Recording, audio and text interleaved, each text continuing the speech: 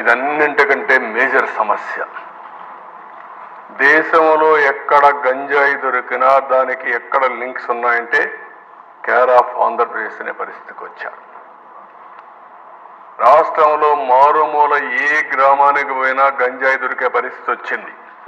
గంజాయి అవుట్లెట్ లేని విలేజ్ కానీ లేకపోతే టౌన్ కానీ గల్లీ కానీ లేని పరిస్థితికి వచ్చింది.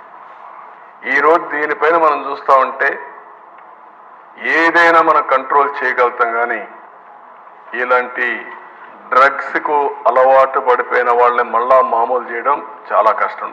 డీ అడిక్షన్ కానీ చాలా ఎఫర్ట్ పెట్టాల్సి వస్తుంది. ఒక్కరోజు నేను అడుగుతున్న ఆనాటి ముఖ్యమంత్రిని, ఒక్కరోజు సమీక్ష చేశారా ఈ విషయాన్ని? ఈరోజు ఈ ప్రభుత్వం చాలా స్పష్టంగా చెప్పాం. ఒక సబ్ కమిటీ వేసాం, కేబినెట్ సబ్ కమిటీ వేసాం, ఒక అఫీషియల్ కమిటీ వేసాం. తెలంగాణ కూడా హామీ ఇచ్చాం, జాయింట్గా పనిచేస్తామని. ఎట్టి పరిస్థితుల్లో ఈ రాష్ట్రంలో ఒక నిర్దిష్ట సమయం పెట్టుకొని ఒక కార్యక్రమం పెట్టుకొని గంజాయి రహిత రాష్ట్రంగా తయారు చేసే వరకు ఈ ప్రభుత్వం ముందుకు పోతాం, చేస్తాం. No second thought. నేను ఒకటే అపీల్ చేస్తున్నా, యువతకు అపీల్ చేస్తున్నా, కుటుంబాలకు అపీల్ చేస్తున్నా. మీరు కూడా మీ కుటుంబాల్లో చర్చ చేయండి.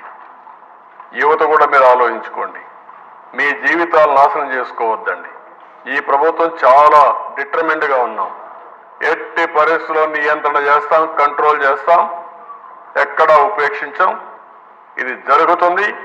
కానీ ఆ సమయంలో కొంతమంది అలవాటు పడిపోయిన వాళ్ళు ఇదే చేస్తారు. ఏజెన్సీ ఏరియా కానీ ఇంకా ఎక్కడైనా సరే గంజాయి పంట చేసే వాళ్ళకు కూడా విజ్ఞప్తి చేస్తున్నాం. మీకు కష్టాలు ఉన్నాయి. మీ కష్టాల కోసం ఈ పంట చేసి సమాజాన్ని నష్టం చేయడం మంచిది కాదు. వాళ్ళకు ప్రత్యామ్నాయంగా ఏం చేయాలో చేద్దాం. వాళ్ళ మీద ప్రత్యేకంగా ఈ ట్రైబల్ ఏరియాలో కానీ మిగిలిన ప్రాంతాల్లో కానీ ఎవరన్నా గంజాయి పండిస్తూ ఉంటే ఆల్టర్నేటివ్గా ఏమేం చేయాలో ప్రభుత్వ ఖర్చు కూడా ఇచ్చి అన్ని విధాలు చేస్తాం. గంజాయి మాత్రం ఎట్టి పరిస్థితుల్లో ఆమోదించాం. ఈ చెడ్డ పేరు రాకుండా చూసుకునే బాధ్యత మనందరిది. ప్రజా చైతన్యం కూడా తీసుకురావాల్సిన అవసరం ఉంది. నెక్స్ట్ దీని మీద ఒకసారి చర్చ పెడదాం. నెక్స్ట్ సెషన్లో చర్చ పెడదాం. ప్రజా చైతన్యం కూడా తీసుకొద్దాం. ప్రజా సదస్సులు పెడదాం. పెట్టి మనం అవేర్నెస్ కూడా తీసుకొద్దాం. ఇక్కడ ఇది నేను లాస్ట్కి వచ్చాను. మీరు